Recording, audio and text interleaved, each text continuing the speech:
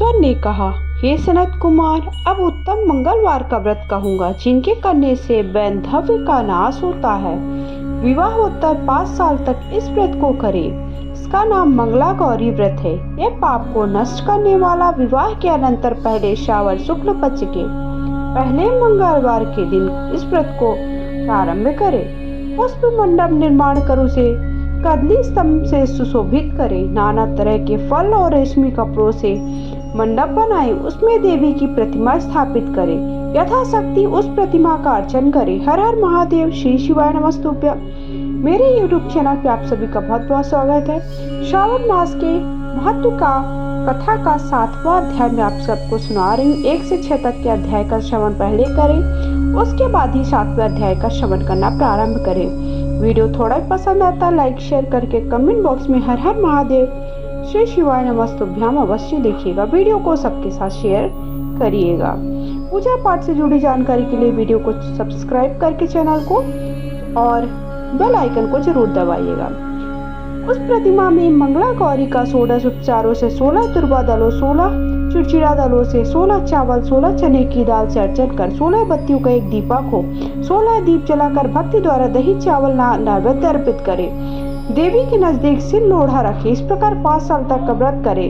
उद्यापन कर माता का वायन दे। वायन को प्रकार का सुने।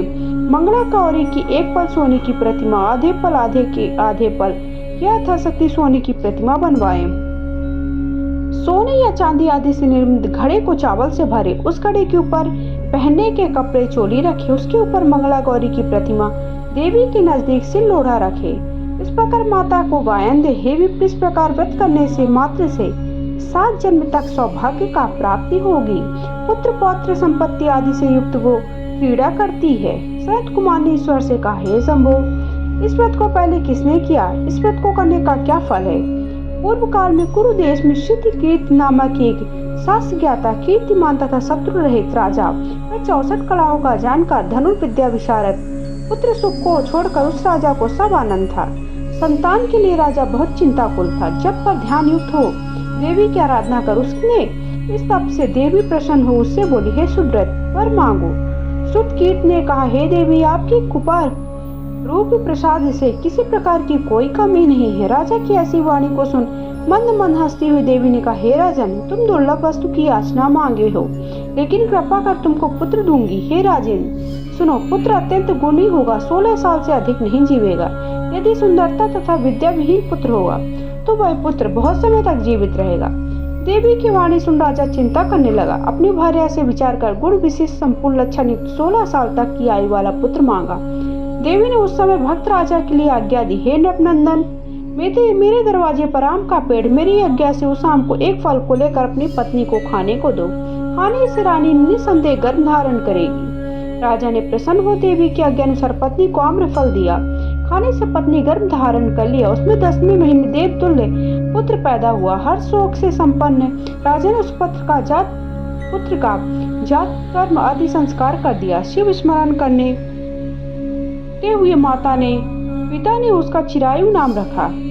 जिस समय उसे 16वां साल प्रारंभ हुआ, उसी दिन से सपनिक राजा को चिंता लगने लगी। राजा ने विचार किया, ये पुत्र बड़े ही कष्ट से पैदा हुआ है, अपने समक्ष इसकी दुखद मृत्यु को हम देख न सकेंगे। राजा ने पुत्र के मामा के साथ काशी जी पढ़ने के लिए भेज दिया।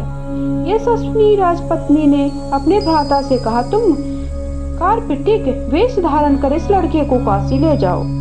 मैंने पूर्व में पुत्र की प्राप्ति के निमित्त भगवान मृत्युंजय की प्रार्थना की थी कि हे विश्वेश, पुत्र की प्राप्ति पर जगतपति की यात्रा के लिए भेजूंगी, अतः पुत्र को इसी समय ले जाओ। इसकी यत्न से रक्षा करना। वह अपनी बहन की वाणी सुनकर भांजे के साथ काशी गया। रास्ते में जाते हुए एक दिन आनंद नगर पहुंचा। वहाँ संपूर्ण समृद्धि से युक्त वीर सिंह नामक राज था। उस राजा की कन्या संपूर्ण लक्षण संपन्न मंगला गौरी नाम वाली रूप लावण्य संपन्नता थी। उस समय वह बालिका सखियों के साथ अपने गांव के समीप रमणीक बगीचे में खेलती। उस वक्त राजपुत्र चिरायु और उसका माता दोनों वहां पहुंचे। दोनों बालिकाओं को देखने की इच्छा से ठहर गए। इतने समय में क्रीड़ा करती हुई उन बालिकाओं में से एक बालिका क्रोधित हो अत्यंत दुर्वचन रंडा यह कहा। इस दुर्वचन को राजपुत्री ने सुनकर कहा, तुम अयोग्य वाणी क्यों कहती हो? मेरे वंश में ऐसी स्त्री नहीं है। मंगला गौरी के वर प्रसाद से, मंगला गौरी व्रत के प्रभाव से मात्र मेरे हाथ से चावल जिसके मस्तक पर गिर जाए, हे सखी, उसके साथ विवाह हो जाने पर यदि घोड़ी आई वाला है तो चिरायु होगा। तदंतर सब बालिका अपने अपने अंदर घर पर चली गईं। रोज राजकन्या का विवाह दिन था। बालिका देश के दृढ़ धर्मा राजा के पुत्र सुकेतु नामक वाले को देना निश्चय किया गया था। वह सुकेतु मूर्ख कुरु पर बहिरा था। तब वह वर वृक्ष को मंडप में अन्य अच्छा वर देख कर निश्चय किया कि विवाह होने पर सुकेतु चला जाएगा। यूं विचार कर चिरायु के समीप जाकर उसके मामा से कहा, बालक हमें दो, क्योंकि आपके बालक द्वारा कार्य सिद्ध होगा। इस भूमि पर परोपकार के तुल्य अन्य कोई कर्म नहीं है। यह वाणी श्रवण कर उसका मामा हृदय से राजी हुआ, क्योंकि उन्होंने पूर्व में वाटिका बालिका की वाणी सुनी थी। लेकिन वर पक्षी जनों ने कहा कि आप लोग इस बालक को क्यों चाहते हो? कार्य सिद्धि के वास्ते वस्त्र अलंकार आदि मांगा जा सकता, परंतु वर की भिक्षा नहीं दी जा सकती। आप लोगों के गर्वार्थ फिर भी मैं देता हूँ। उन्होंने चिरायु को वहां से ले जाकर विवाह कार्य संपन्न किया।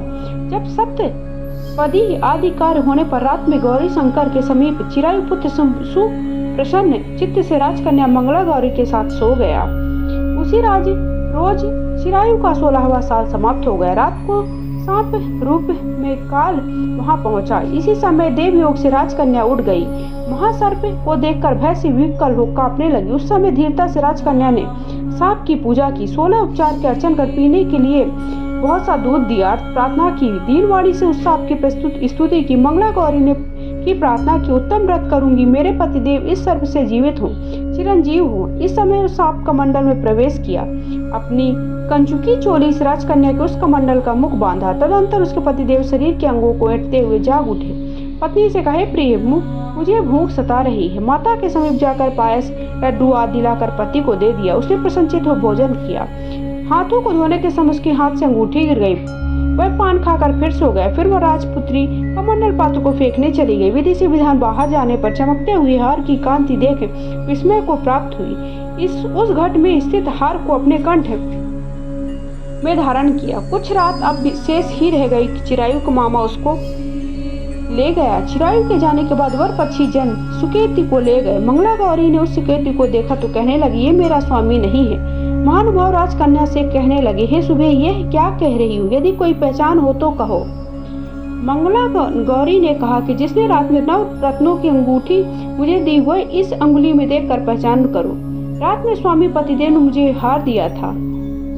उस हार के रत्नों की सुंदरता कैसी है यह बताएं। यह तो कोई अन्य ही है। रात्रि में आम्र सेचन के समय मेरे पतिदेव का केसा युक्त पैर मेरी जांघ में लगा हुआ। सब लोग उसे भी देखे। देरी न करे। रात्रि के समय जो बातचीत हुई, भोजन क्या हुआ, वह कहे मेरा पति हो तो मंगला गौरी की वाणी सुन। सब लोगों ने कहा, ठीक है, लेकिन चिन्हों में सुकेतु को बतलाए हुए एक भी पहचान न मिली। सब लोगों ने मना कर दिया। वर पक्षी चले गए। मंगला गौरी के पिता श्रुतकित ने प्रसन्न चित्त से अन्न जल आदि का सत्ययज्ञ किया और वर पक्षी सब तथा कान सुनी के स्वरूप के कुरूप हो जाने से आदर से किसी को ले आए थे। महल के बरामदे में चिक के भीतर कन्या को राजा ने बैठाया। इस प्रकार 1 साल यात्रा करते हुए अपने मामा के साथ वह वर फिर अपनी ससुराल को वृत्तांत देखने के लिए आया। जब मंगला गौरी ने चिक के भीतर से उसे देखे तो दिकोत्तर प्रसन्न हो अपने माता पिता से कहा, ये मेरे पति हैं, आ गए हैं। उन्हें बुलाकर राजा ने पूर्व कहे हुए सारी पहचान देखे। मुस्कान वाली पुत्री को चिरायु को दिया। शिष्ट लोगों के रहित राजा ने विवाह वस्त्र भारण आदि अवश्य रथ बहुत सारी चीजें देकर विदा किया। फिर वह चिरायु अपनी पत्नी मामा के सहित कुल नंदन सेना सहित अपने नगर गया। चिरायु के माता पिता जी ने प्राणियों की मुखर बिंद से उसके आने का समाचार सुना। विश्वास नहीं किया, क्योंकि भाग्य विपरीत कैसे हो सकता। इसी बीच में चिरायु माता पिता के पास गया। प्रेम मग्न हो चिरायु ने भक्ति द्वारा अपने माता पिता के चरणों को प्रणाम कर चिरायु का मस्तक सूंघकर परमानंद प्राप्त किया। मंगला गौरी पुत्र वधु ने सास और ससुर को प्रणाम किया। पुत्र वधु को सास ने अपनी गोदी में बिठाकर सब बात पूछी। हे महामुनि, मंगला गौरी पुत्र वधु ने श्रेष्ठ व्रत महत्व जो कुछ इसका इतिहास सब कहा। शिव सनत कुमार कहते हैं, सनत कुमार, इस मंगला गौरी व्रत को आपसे कहा, जो भी सुनेगा, कीर्तन करेगा, वो सभी मनोरथ सिद्ध होंगे और इसमें कोई भी संशय ना। इस प्रकार जो भी मंगला गौरी का व्रत करता है उसके अखंड सौभाग्य की प्राप्ति होती है। बोलिए हर हर महादेव, श्री शिवाय नमस्तु।